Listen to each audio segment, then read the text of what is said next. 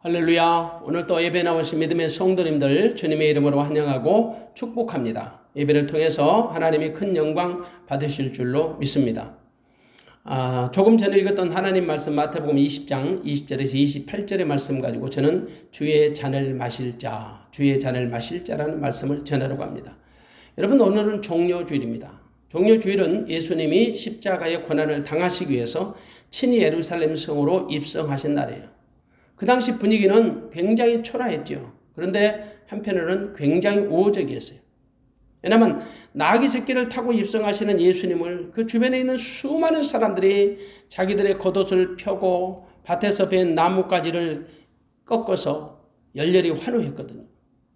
예수님 앞에서 무리들이 가고 또 뒤를 따르는 무리들이 소리를 질러댑니다. 호산나 찬송하리로다. 주의 이름으로 오시는 이여 찬송하리로다. 우리 조상 다윗의 나라여 가장 높은 곳에서 호산나 하더라. 최소한도 그들은 메시아의 도래를 아는 사람들처럼 보였습니다. 왜냐? 다윗의 자손으로 오시는 이여 라는 고백을 들을 때 말이죠. 그들은 예수님이 예루살렘 성전에 들어가셔서 성전에서 매매하던 자들을 내어 쫓으시고 돈 바꾸는 환전상들의 상을 둘러엎으시고 비둘기 파는 자들의 의자를 둘러엎으시는 모습을 보면서 야, 드디어 그들이 기다리는 메시아가 오셨다. 이런 생각을 했을 겁니다. 왜냐하면 지금까지 감히 어떤 사람도 하지 못한 일을 지금 주님이 하고 계시거든요. 메시아가 아니면 하실 수 없는 일이에요. 감히 하나님의 성전을 그렇게 둘러엎을 수 있는 사람이 누구 있겠습니까? 물론 대제사장들과 서기관들은 예수님에 대한 증오심이 극에 달했을 겁니다. 그런데 무리들은 아니었어요. 무리들은 예수님에 대한 기대감으로 충만했던 거지요. 아마도 그들은 그들이 가지고 있는 모든 영적인 상식을 총동원해서 예수님을 열렬히 환호했을 겁니다.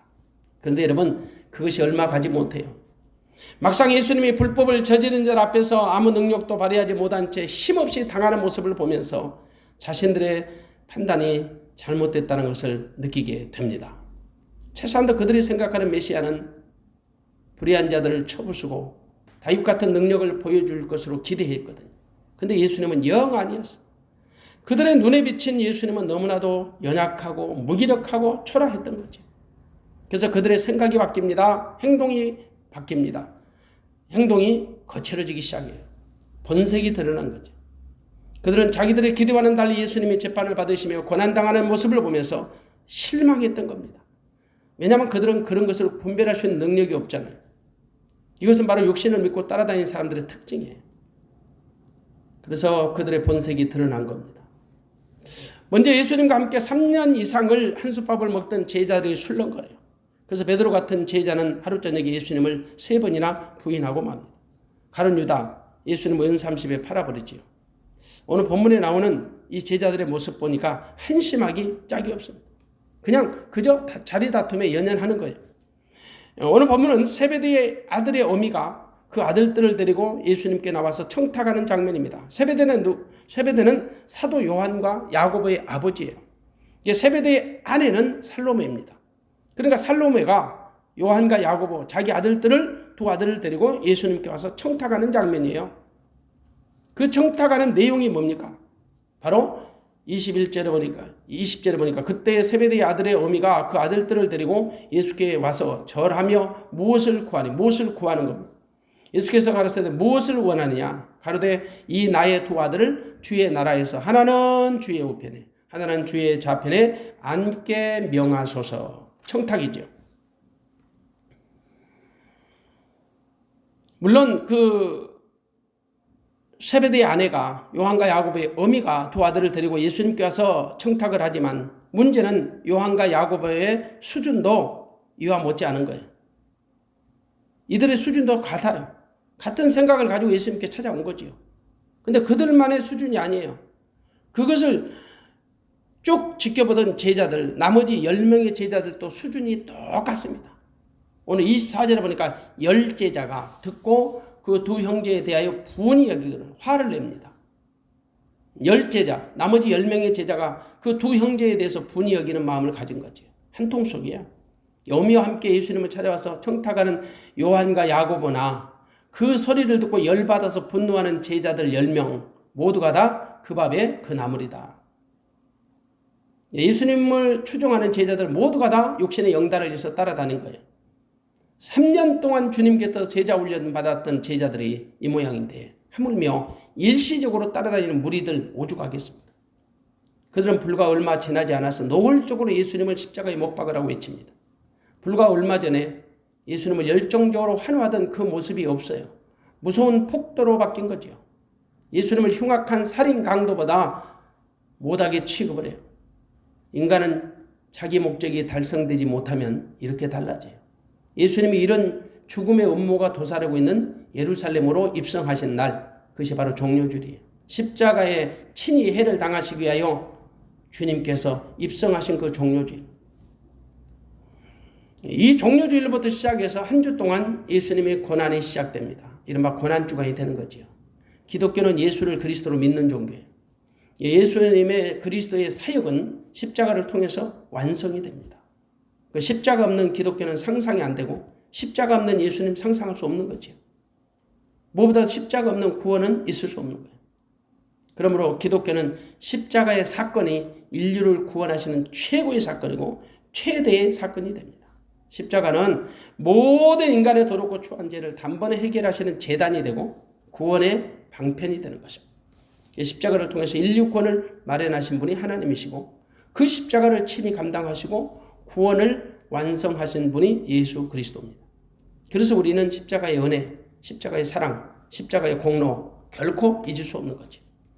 예수 그리스도의 십자가의 은혜를 받지 못한 사람은 반드시 십자가의 사랑을 경험해야 합니다. 예수 그리스도의 십자가의 사랑을 받아들이지 못하면 아무도 구원받을 수 없기 때문이죠. 오직 그 십자가의 사랑으로 우리 구원이 시작되고 완성이 되는 것입니다. 사도 바울은 고린도전서 2장 2절에 그렇게 고백을 하지요. 예수 그리스도와 그의 십자가에 못 박히신 것 외에는 아무것도 알지 아니하기로 작정했다. 예수님의 십자가 외에는 예수 그리스도와 십자가에 못 박히신 것 외에는 아무것도 알지 않기로 작정을 했다. 그만큼 예수 믿는 성도에게 십자가는 중요한 거지요. 십자가는 구원의 핵심이 됩니다. 그렇다고 우리가 그 십자가 직접 짊어져라는 말은 아니에요. 사람들은 해마다 고난주간이 되면 십자가의 그 고난에 직접 체험하는 행사를 합니다. 일종의 퍼포먼스죠. 행사를 하는 거예요. 직접 자기들의 몸에다가 나무로 십자가를 만들어서 직접 못 받는 것을 체험한다고. 그냥 고통에 참여하는 거죠. 그 심정적으로는 이해가 되지만은 굳이 그렇게 함으로써 인해서 그것이 그들의 어떤 신앙의 본질은 아니다는 거죠. 주님이 지신 그 십자가 은혜의 사랑을 우리 안에 새게 하는 거예요. 주님의 그 십자가의 공로를 우리가 잊으면 안 되죠. 주님이 지신 십자가의 효력은 모든 믿는 자에게 구원을 주신 하나님의 능력이 되기 때문이에요. 우리가 할 수 있는 일은 그분의 십자가를 우리가 믿음으로 받아들이는 거예요. 한마디로 주님이 받으셨던 그 십자가의 고난의 잔을 마셔야 한다는. 뭘로 마실까요? 믿음의 잔으로 마시는. 주님께서 마셨던 십자가의 잔을 누가 과연 마실 수 있습니까?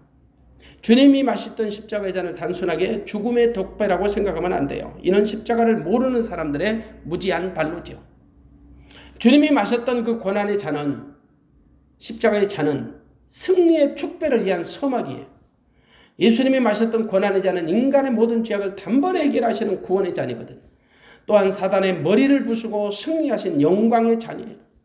한마디로 최후 승리를 얻기 위한 축배의 잔이었던 거지. 비록 죄 없으신 주님께서 죄인들의 손에 처형당하시는 십자가의 고난은 끔찍한 저주와 고통의 잔이었지. 죄 없으신 주님이 당하신 십자가의 그 고난의 잔은 육체적인 고통보다 정신적인 고통이 훨씬 더 컸을 겁니다. 그런데 과연 누가 감히 이 잔을 마실 수 있겠습니까? 모두가 다 말로는 내가 십자가를 지겠다고 큰소리칩니다. 그런데 실상 작은 고난이 우리 앞에 펼쳐질 때 대부분 그 고난을 망설이고 주저합니다. 대부분 자기에게 지어진 작은 고난을 피하려고 하지. 예수의 이름으로 지어지는 지푸라기 같은 고난도 감당하려 들지 않습니다. 그런 우리를 위해서 주님이 물으십니다. 오늘 본문 22절에 보니까 나의 마시는 잔은 너희가 마실 수 있느냐. 이제 우리가 대답할 때입니다. 아니 내가 대답할 때. 과연 우리 중에 누가 오늘 주님이 물어보시는 것처럼 주님의 그 고난의 잔을 마실 수 있겠다고 확신할 수 있겠는가? 본문에 보니까 그 세베대의 아들 어미 자기 두 아들들 요한과 야고보예요. 그 살로메라는 어미가 요한과 야고보의 손을 잡고 예수님께 찾아와서 예수님께 무언가를 청탁을 하죠. 주님의 나라가 임하면 한 아들은 주의 우편에, 한 아들은 주의 좌편에 앉게 해달라는 거죠. 이른바 우의정 좌의정을 만들어 달라는 겁니다. 치맛바람 일으킨 거죠. 예나 지금이나 어머니들의 생각은 다 그래요. 근데 그 모습을 보면서 주님의 마음은 얼마나 허전하셨을까. 매우 섭섭하셨던 것 같아요. 그래서 단도직입적으로 물어보시죠. 예수께서 대답하여 가라사대 너희 구하는 것을 너희가 알지 못하는도다. 나의 마시려는 잔을 너희가 마실 수 있느냐. 저희가 말하되 할 수 있나이다. 너희 구하는 것을 너희가 알지 못. 너희는 알지 못하는 것을 구하는도다. 너희 구하는 것은 육신의 것이고 세상적인 것이고 썩어 불타 없어질 것들이야. 하늘에 신령한 것을 구해야 하는데 그들은 육신에 썩어질 것 구했던 겁니다. 사실 그 여인이 구하는 것을 주시겠다고 주님은 말씀하지 아니하십니다. 오히려 여인을 책망하시죠. 그 여인은 주님의 생각과는 전혀 다른 생각을 가지고 왔기 때문에 그래요. 한마디로 세상적인 욕심을 노골적으로 드러낸 거죠. 주님은 단호하게 말씀하십니다. 너희 구하는 것을 너희가 알지 못하는도다. 주님의 생각과 그 어미의 생각은 전혀 달랐던 거예요. 어미는 육신의 것을 구했고 주님은 영적인 것을 원하셨죠. 한마디로 너희는 먼저 그의 나라와 그의 의를 구하라. 그 주님의 의도와는 전혀 다른 것을 구했던 거죠. 주님은 지금 하나님 아버지의 영광을 드러내기 위해서 십자가에 고난받으실 것만 염두에 두고 계세요. 그리고 그 시간이 점점점 가까워지고 있어요. 그런데 어미의 생각을 통해서 당시 제자들의 수준을 드러내 보이신 겁니다. 요한과 야고보의 어미는 오직 자기 아들들에게 고난 없는 영광을 물려주고 싶었던 거죠. 어쩌면 오늘날 우리들의 생각도 이 어미의 생각과 크게 다르지 않습니다. 대부분 우리도 고난의 잔을 마시지 않고 영광만 받으려고 합니다. 주님의 고난에 참여하는 걸 싫어하고 영광의 자리만 눈독을 들인다는 말이죠. 대부분 고난의 자리를 피합니다. 영광 받을 자리만 찾아다니고 이른바 고난받지 않고 영광을 받으려는 이상한 생각들을 하고 살지요. 비록 주님의 일일지라도 힘들고 어려운 일은 안 하려고 합니다. 가급적이면 쉽고 편한 일을 하려고 하죠. 자기 이름이 드러나지 않은 일은 하려고 하지 않아요. 자기들의 이름과 공로가 드러나는 일만 찾아다니는 거예요. 바로 이것은 고난 없는 영광을 찾아다니는 종교인들이 하는 겁니다. 싹군들이 하는 겁니다. 고난 없는 영광은 없습니다. 반드시 영광은 고난을 통과해야죠. 특별히 하나님 나라는 더욱 그래요. 고난 없는 영광은 상상할 수 없는 일이에요. 근데 요즘 많은 그리스도인들이 기도라는 수고 없이 응답을 받으려고 해요. 기도도 사실은 고난이에요. 알고 보면 기도도 일이고 고난입니다. 근데 이 기도라는 수고하지 않고 응답을 받으려고 해요. 헌신의 수고가 없이 열매를 얻으려고 해요. 예배라는 수고도 없이 은혜를 받으려고 해요. 전도라는 수고 없이 부흥을 꿈을 꿔요. 작은 헌신, 작은 희생, 작은 고난도 받지 않고 축복을 받으려고 해요. 혹시 지금 우리에게 이런 마음은 없는지요? 절대 그런 생각은 초라도 가져서는 안 돼요. 고통 없는 영광, 고난 없는 영광 있을 수 없거든요. 성도는 절대 요행을 바라면 안 돼요. 평소에 열심히 공부하지 아니하고 빈둥빈둥 놀다가 시험때가 닥치면 성적을 올려달라고 이상한 기도를 해보신 적은 없나요? 잘못된 거죠. 심지도 않고 거두려는 생각하신 적이 있다면 예수의 이름으로 다 버리세요. 기독교는 요행을 바라는 종교 아닙니다.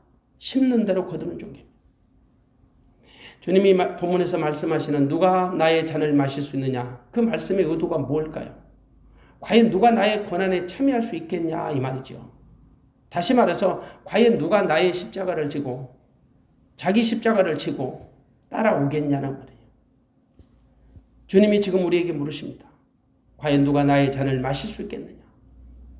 마태복음 16장 24절의 말씀 보니 예수께서 제자들에게 이르시되 아무든지 나를 따라오려거든 자기를 부인하고 자기 십자가를 지고 나를 쫓을 것이니라. 나를 따라오려거든 자기를 부인하고 자기 십자가를 지고 나를 쫓아라. 제자도에 관한 말씀이에요. 주는 분명히 각자가 져야 할 십자가가 있다는 겁니다. 사람마다 자기가 태워야 할 십자가, 자기가 져야 할 십자가가 있는 거예요. 물론 사명이지요. 사명의 십자가예요. 근데 그 십자가의 무게와 역할이 다 달라요. 사람마다. 근데 반드시 져야 할 십자가죠. 주님이 지셨던 그 골고다의 십자가는 죄인을 구속하시는 십자가였습니다. 그러나 지금 우리가 감당할 십자가는 그 십자가가 아니에요. 주님이 지셨던 그 십자가의 사건을 믿는 것이고 주님이 이루셨던 그 십자가의 사건을 모든 사람들에게 전파하는 거예요. 그러니까 그것이 주님이 내게 맡겨주신 십자가예요. 우리는 그 십자가를 믿고 따라가는 사람들. 사실 십자가는 극악무도한 그 죄인들을 처형하는 가장 잔인한 사형틀이거든요. 그런데 예수님이 당하셨던 그 십자가는 모든 죄인들을 구속하는 그런 십자가였던 겁니다. 그래서 예수님이 지셨던 그 십자가를 받아들이는 사람은 축복이에요. 근데 그 십자가를 받아들이지 않는 사람은 저주가 임하게 되는 거지. 그래서 사도 바울은 고린도전서 1장 18절에서 십자가의 도가 멸망하는 자들에게는 미련한 것이요 구원을 얻는 우리에게는 하나님의 능력이 됩니다. 십자가의 도가 멸망하는 자들에게는 미련한 것. 이게 구원 얻는 우리에게는 하나님의 능력이라고 고백을 합니다. 맞습니다. 십자가는 정말 아프고 치욕스러운 거지. 그러니까 특별히 주의 십자가는 아무나 질 수 있는 것이 아니에요. 그렇다고 아무나 질 수 없는 것도 아니에요. 우리 주님이 힘을 주시면 너끈히 감당할 수 있는 십자가. 그래서 우리는 그 십자가를 너무 가볍게 생각하면 안 돼요. 십자가는 고난이 담겨져 있거든요. 그 십자가의 고난의 잔을 우리는 마셔야 하는 거예요. 그렇다면 과연 누가 주님이 말씀하신 것처럼 주의 잔을 마실 수 있겠습니까? 주의 십자가의 그 고난의 잔에 참여할 수 있겠습니까? 주님의 마음을 가진 사람만 참여할 수 있는 거예요. 주님의 마음을 가진 사람. 그리스도인은 그리스도의 마음을 가진 사람이에요. 그리스도의 마음을 가진 것은 내 안에 나를 성전 삼고 계시는 주님의 마음으로 사는 사람. 그래서 그리스도의 마음이 없으면 그리스도인이 아니에요. 이른바 주님의 마음이 없는 자는 주님의 사람이 아닌 거죠. 주님의 사람이 아니면 주님의 잔을 마실 수 없는 거예요. 주님의 마음을 가진 자라야 주님의 마음을 알 수 있고 주님의 마음을 아는 자라야 주님의 마음을 헤아려 드릴 수 있는 거예요.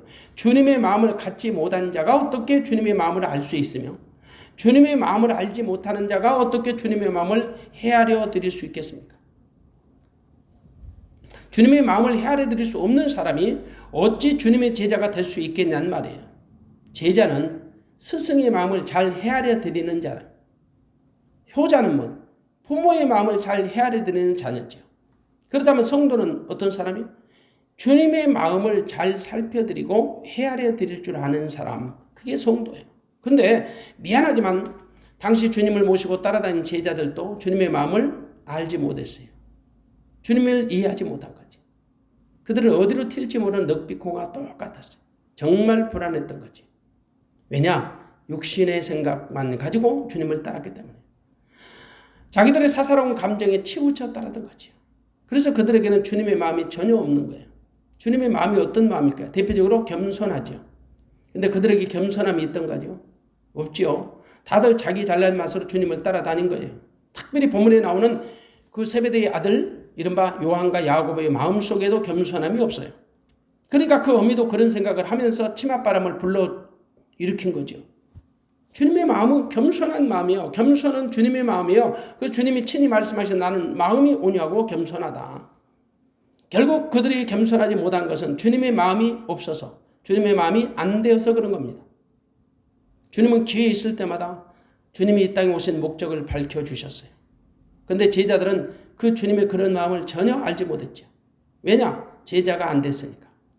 그러니 주님이 보시는 제자들의 모습이 얼마나 한심하고 답답했겠어요. 주님이 오신 목적을 알지도 못하는 제자들과 무슨 이야기가 통하겠냐고. 그래서 주님은 한심한 제자들을 불러다가 다시 가르치십니다. 오늘 25절을 보세요. 25절에 예수께서 제자들을 불러다가 가라사대. 예수께서 제자들을 불러다가 가라사대. 이방인의 집권자들이 저희를 임으로 주관하고 그 대인들이 저에게 권세를 부리는 줄 너희가 알거니와 너희 중에는 그렇지 아니하니 너희 중에 누구든지 크고자 하는 자는 너희를 섬기는 자가 되고 너희 중에 누구든지 으뜸이 되고자 하는 자는 너희 종이 되어야 하리라.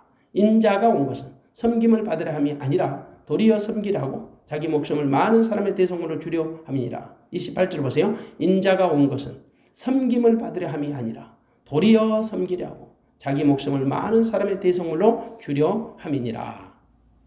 사실 주님은 이 땅에서 섬김의 도를 실천하고 사셨죠. 그분은 섬기러 오셨기 때문에.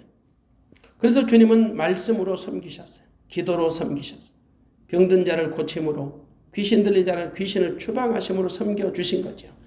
친히 제자들의 발을 씻어주시면서 섬겨주셨어요. 이게 예수님의 정신이고 예수님의 마음이에요. 그런데 제자들에게 이런 모습이 있던가요? 없죠. 이런 마음이 없는 거예요. 그래서 나요. 응? 내가 으뜸이요. 내가 최고요. 그런 착각에 붙잡혀 사는 거죠.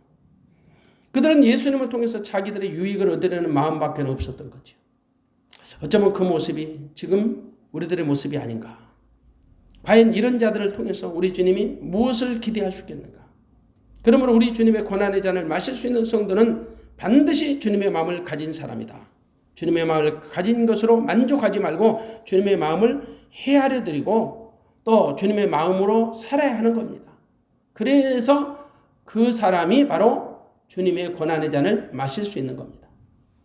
우리가 고난 주간에 마셔야 할 잔은 십자가를 통한 고난의 잔입니다. 다만 주님은 우리에게 감당할 수 없는 잔을 마시라고 강요하지 않습니다. 분명히 그 잔은 삶의 현장에서 우리가 충분히 감당할 수 있는 그 무게의 잔입니다. 너무 거창하게 생각하면 안 돼요. 충분히 내가 마실 수 있는 잔, 내가 감당할 수 있는 잔을 마시라고 말씀하시는 겁니다. 그러나 분명한 것은 우리 안에 그리스도가 주시는 마음으로만 주님이 내게 주시는 잔을 감당할 수 있다는 사실. 그 다음에 주님이 주신 사명을 감당할 수 있는 사람이 그 잔을 마시게 됩니다. 주님은 각자에게 사명을 주세요. 그래서 이 땅에 사명이 없는 사람은 없어요. 사명이 끝난다. 생명이 끝나는 겁니다. 그래서 주님이 우리에게 마시라는 잔은 지금 나에게 맡겨주신 사명의 잔을 의미하는 거예요. 육신에 속한 사명의 잔도 있고요. 영적인 사명의 잔도 있어요. 네, 육신의 잔이나 영적인 잔이나 모두가 내게 주신 사명이라면 주어진 잔을 충실하게 잘 감당해야 합니다. 근데 육신에 속한 사람들은 육신의 잔을 감당하기 위해서 목숨 걸고 일합니다. 얼마나 열심히 살아가는지 때로는 안타깝고요. 때로는 감동스럽기까지 해요. 어떻게 해서든 주어진 사명을 감당하기 위해서 목숨 걸고 일합니다. 최선을 다하지. 한마디로 먹고 살기 위해서 몸부림과 발버둥을 쳐요. 근데 영적인 잔을 과연 그런 자세를 가지고 감당한 자가 있을까요? 영적인 잔, 이른바 사명의 잔은 우리가 어떻게 감당합니까? 중국 진시황의 무덤 곁에는 병마용이라는 8,000개 정도가 있다. 병마용이라는 것이 8,000개가 있어요. 그 병마용이 뭐냐? 죽은 진시황의 무덤을 지키기 위해서 만들어진 군사 조각상이에요. 조각상. 죽은 왕을 무덤 끝까지라도 지키겠다고 만들어진 조각상이라고. 그러니까 실제적으로 진시황의 무덤을 파더니 바로 진짜 여러분 그 신하들이 같이 묻혀 있는 거예요. 세상 왕을 지키기 위해서 무덤까지 따라가겠다고 충성하는 이런 신하들의 모습도 있는데 하물며 만왕의 왕이신 주님께서 우리에게 주신 사명을 소홀히 여기는 우리들의 믿음은 과연 어떤 믿음일까? 지금 우리가 마셔야 할 잔은 그 십자가의 잔은 우리에게 주신 사명의 잔이에요. 그런데 주님께서 맡겨주신 그 사명의 잔을 우리가 일순간의 기분이나 감정에 따라서 헌신짝처럼 취급하고 어떻게 잔을 마신다고 무슨 잔을 마신다고 할 수 있겠는가? 지금 우리에게 맡겨주신 믿음의 사명의 잔을 잘 감당하시기를 주님의 이름으로 축원합니다. 그것이 바로 주님께서 우리에게 부탁하신 십자가의 잔, 이른바 고난의 잔, 사명의 잔이에요. 지금 내게 주어진 작은 사명 하나 감당하지 못하는데 어떻게 십자가의 잔을 마실 수 있겠다고 이 말할 수 있겠습니까? 지금 내게 주어진 사명이 비록 보잘것없어 보일지라도 그것이 주님이 내게 주신 사명이라면 충성되이 감당하시기를 주님의 이름으로 축복합니다. 탈레스라는 사람이 이런 말을 해요. 이 세상에서 가장 쉬운 일은 남의 말을 하는 것이고 이 세상에서 가장 어려운 일은 자기를 아는 것이다. 자신의 사명은 감당하지 못하면서 자리만 탐내고 사명을 탓한다면 무엇이 되겠습니까? 아무것도 할 수 없는 거지. 절대 그래서는 안 되는 거지. 자기 자리를 지키는 일은 쉽지 않습니다. 그렇기 때문에 자기 자리를 지키는 것은 곧 십자가의 잔을 마시는 것입니다. 절대 내게 주어진 사명의 잔을 가볍게 여기지 마시고 포기하지 마시기 바랍니다. 생명보다 귀하게 여기고 잘 감당해야 될 줄로 믿습니다. 주님께서 우리에게 부탁하신 사명의 잔은 십자가를 통한 고난의 잔이기 때문입니다. 성도는 누구에게나 사명의 잔이 있어요. 전도에도 잔이 있고 기도에도 잔이 있고 헌신과 봉사에도 잔이 있는 거예요. 아니 그 수고가 그것이 바로 잔인 거예요. 우리가 다 우리에게 맡겨주신 사명의 잔이 있단 말이죠. 십자가의 잔이에요. 그러면 성도된 우리 모두 사명의 잔을 한 방울도 흘리지 말고 맡겨주신 사명의 잔을 잘 감당하여 하나님의 영광을 돌리시기를 주님의 이름으로 축복합니다. 그리고 어떤 사람이 주님의 잔을 감당할 수 있을까요? 마실 수 있을까요? 언행이 일치되는 사람이에요. 성도는 말만 앞세우고 실천하지 않으면 안 돼요. 반드시 자기가 한 말에 대해서 책임을 져야 합니다. 말만 하고 실천하지 않으면 가짜입니다. 그런 사람들은 모든 것을 다 잃게 돼요. 무엇보다도 성도는 자기가 한 말에 책임을 져야죠. 오늘 본문 22절 보세요. 주님의 의도를 전혀 몰랐던 그들의 대답을 한번 들어보시란 말이에요. 물론 요한과 야고보의 대답이지요.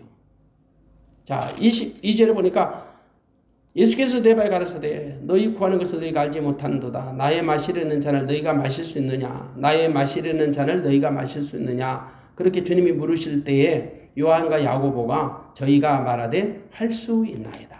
마실 수 있나이다. 그렇게 대답을 해요.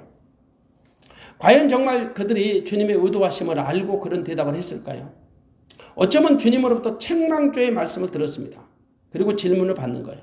아마도 주님으로부터 그들의 마음이 들켜버렸는지 정말 부끄러운 마음으로 어쩌면 창피한 마음으로 당황스럽게 대답했을는지 모릅니다.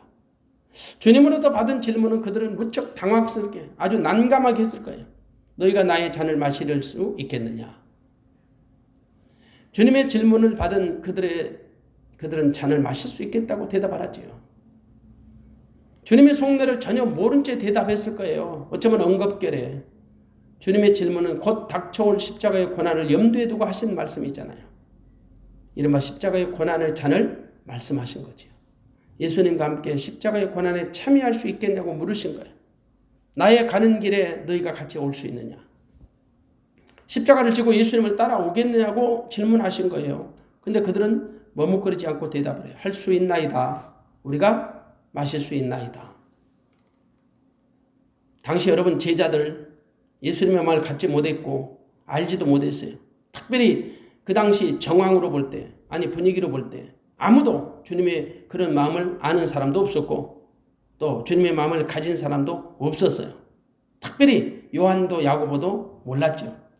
그러므로 주님의 마음을 전혀 모른 채 대답한 것으로 봐도 전혀 틀리지 않아요. 어쩌면 일종의 자기들의 과신 혹은 자신들의 어떤 충성 맹세와 같은 정도로 대답했을 거예요. 너무 쉽게 어리석게 대답한 거지. 우리 말에 무식하면 용감하다는 말이 있어요. 만용을 부린 거지.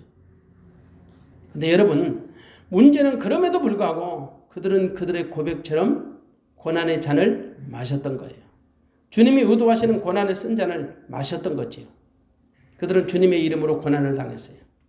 당시 주님이 그들을 향해 질문하신 의도는 편하고 안락한 삶이 아니었거든요. 매우 힘들고 어렵고 고통스러운 삶을 살 수 있겠냐고 질문하시는 거예요. 그런데 결국 그들은 그들의 고백대로 고난의 잔을 마시고 살았습니다. 실제로 야고보 AD 44년에 헤롯 아그리파 왕위에서 12사도 가운데 가장 먼저 최초로 순교를 당합니다. 그러니까 최초의 순교자, 제자 중에서 가장 먼저 순교당한 사람이 야고보예요. 요한은요. 여호와께서 사랑하시는 자라는 뜻을 가진 요한, 6월절 성만찬을 준비한 사람이 됩니다. 최후의 만찬에서 예수님을 배반하는 자의 정체를 가장 먼저 아는 사람이 됩니다. 예수님이 십자가에서 처형당하는 현장을 유일하게 목격한 제자가 됩니다. 특별히 도미티안 황제가 박해할 때 반모섬으로 유배를 당하는 고난을 받았던 인물이에요.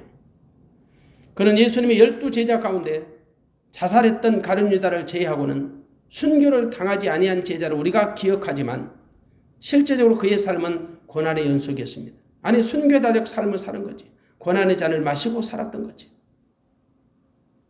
그만큼 성도들의 말에는 권능이 있다는 거지. 말한 대로 이루어지거든요.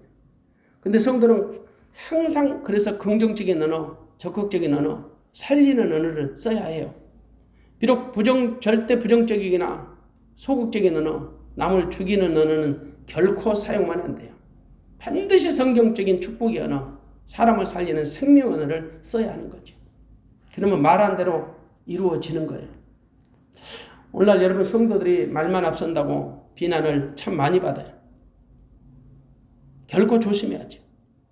반드시 입술로 고백한 것을 실천해야 한다. 그 입술의 고백은 신중하고 조심해야 하는 거예요. 하나님의 말씀대로 고백하는 입술은 주님이 책임을 져주십니다.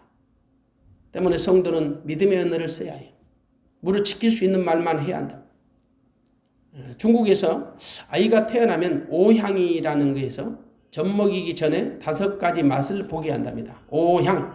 첫째, 초 한 방울을 혀끝에 묻혀줍니다.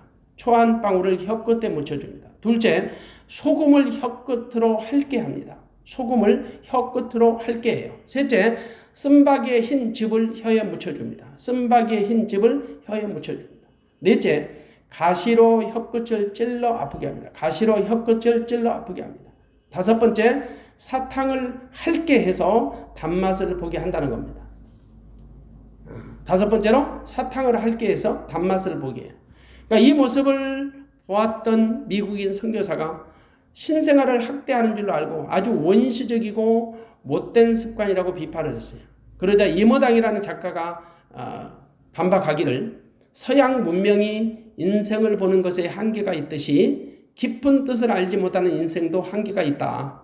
인생은 시고 짜고 쓰고 아픈 맛을 맛보지 못하면 절대 인생의 단맛을 볼 수 없다는 것을 음식을 통해서 알게 하는 것이다.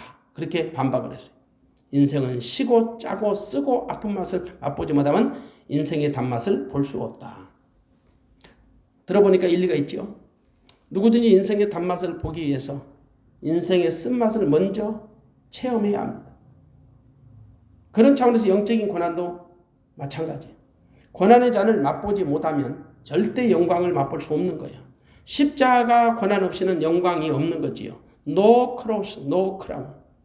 십자가 없이 면류관이 없다. No cross, no crown. 고난 없는 영광 없다. 예수님의 십자가에 죽으실 날이 가까워합니다. 그때 인자의 영광을 얻을 때가 왔도다. 그렇게 말씀하세요. 다시 말하면 고난을 받아야 영광이 온다는 말씀이죠. 로마서 6장 5절에 우리가 그의 죽으심을 본받아 연합한 자가 되었으면 또한 그의 부활을 본받아 연합한 자가 되리라. 그렇게 말합니다. 그래서 만일 우리가 그리스도와 함께 죽었으면 또한 그와 함께 살 줄을 믿노라. 예수님의 죽으심에 동참해야 부활을 맛볼 수 있다는 것을 가르쳐 주시는 말씀. 그러므로 우리는 쉽고 편한 길만 추구하지 말고 비록 좁은 길일지라도 혹은 협착한 길일지라도 믿음으로 뚜벅뚜벅 걸어가는 믿음의 성도 되어지시기를 주님의 이름으로 축원합니다. 우리가 이 종료주의를 맞이해서 고난 주간을 맞이해서 우리가 묵상해야 할 것은 과연 내 안에 주님이 당하셨던 그 고난의 흔적이 있는지 내가 주님의 고난에 믿음으로 참여할 수 있는 믿음이 있는지를 다시 한번 점검하고 주님께서 내게 이렇게 물으십니다. 누가 나의 잔을 마시려느냐? 누가 과연 내가 주는 잔을 마실 수 있겠냐? 그렇게 물으실 때 내가 여기 있나이다. 내가 주님의 고난에 참여하고 주님의 고난에 내가 동참할 수 있겠나이다. 내가 주님의 그 고난의 잔을 십자가의 잔을 주님과 함께 마시겠나이다. 이렇게 믿음으로 고백하는 성도 되어지시기를 주님의 이름으로 축원합니다. 기도하겠습니다.